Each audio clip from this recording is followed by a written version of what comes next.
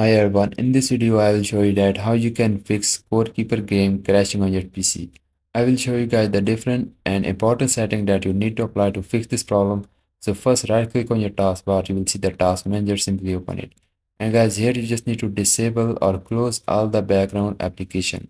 You will see the memory or the CPU on the top. If you will see these are about the 90%, then this means the data symbol and your game crash because of this. So you just need to disable or close all the background application that are on the top. So make a right click on the first application, then just click on the end task, then do same with all of these, then just click on the startups. And guys, here you just need to disable all the background application because these applications start automatically when you start your PC and causing a lot of CPU or the RAM usage, and these applications consume a lot of CPU or the memory and causing your game crash. Obviously, when your RAM or the CPU is more using, so your game crash because of this. Now the next important setting is the privacy settings. Go to the Windows here, tap at the privacy settings and simply open it. And guys, once you open it, now here on the left hand side, just scroll down, you will see the background app, just click on that.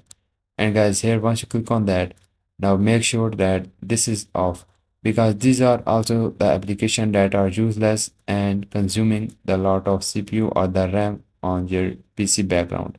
So just turn it off. Now the next important setting is the system configuration settings. So go to the Windows here, tab with the system configurations, open it, go to the boot, then just click on the advanced options. Then just check this box and just select here the maximum number of processor you have.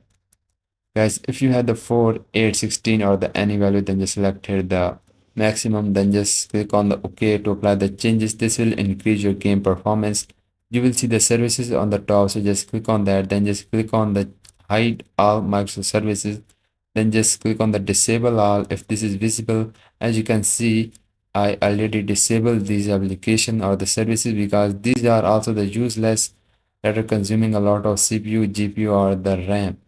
After that, just simply restart your PC, and after the restart, launch the game and hope any kind of crashing problem will be fixed after this solution. And if yes, please don't forget to like this video, and I will see you guys in the next video, and bye bye.